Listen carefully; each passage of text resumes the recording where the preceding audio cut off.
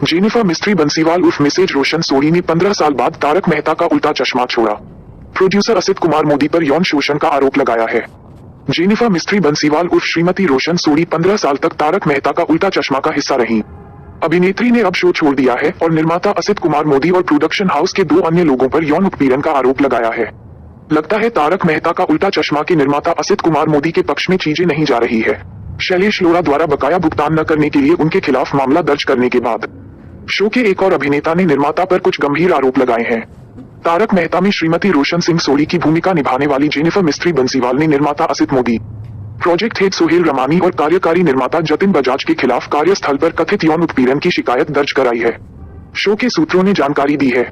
TV की Jennifer ने 2 महीने पहले शो की शूटिंग रोक दी है।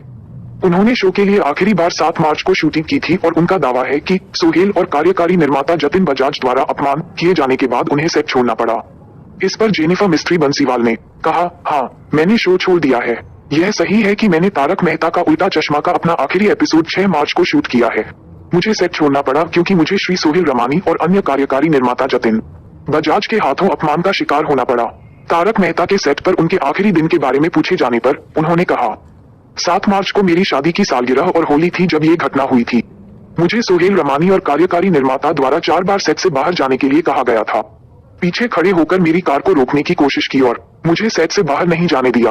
मैंने उनसे कहा कि मैंने शो में 15 साल काम किया और वे मुझे जबरदस्ती नहीं रोक सकते। और जब मैं जा रही थी तो सोहेल ने मुझे धमकी दी।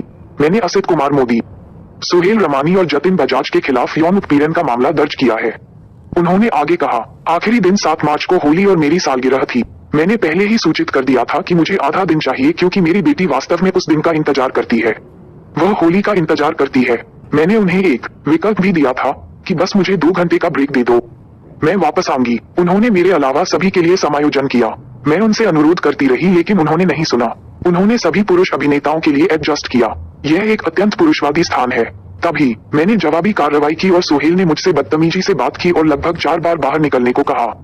तभी क्रिएटिव पर्सन जतिन ने मेरी कार को रोकने की कोशिश की। ये सब सीसीटीवी फुटेज में रिकॉर्ड है। ये 7 मार्च को हुआ था। मैंने सोचा था कि वे मुझे फोन करेंगे, लेकिन 24 मार्च को सोहेल ने मुझे नोटिस भेजा कि मैंने शूट छोड़ दिया है। उल्टा चोर कोतवाल को डांटे। वे मुझे डराना चाहते थे। 4 अप्रैल को मैंने उन्हें व्हाट्सएप पर जवाब दिया कि मेरा यौन उत्पीड़न हुआ है। मैंने एक ड्राफ्ट भेजा और उन्होंने मुझे ये कहते हुए लौटा दिया कि मैं उनसे पैसे ऐंठने की कोशिश कर रहा हूँ। मैंने उस दिन फैसला किया, मुझे सार्वजनिक माफी चाहिए। मैंने एक वकील की मदद ली। 8 अप्रैल को मैंने असित मोदी, सोहेल रमानी और जतिन बजाज को नोटिस भेजा और सभी सरकारी अधिकारियों को मेल भी किया और एक रजिस्ट्री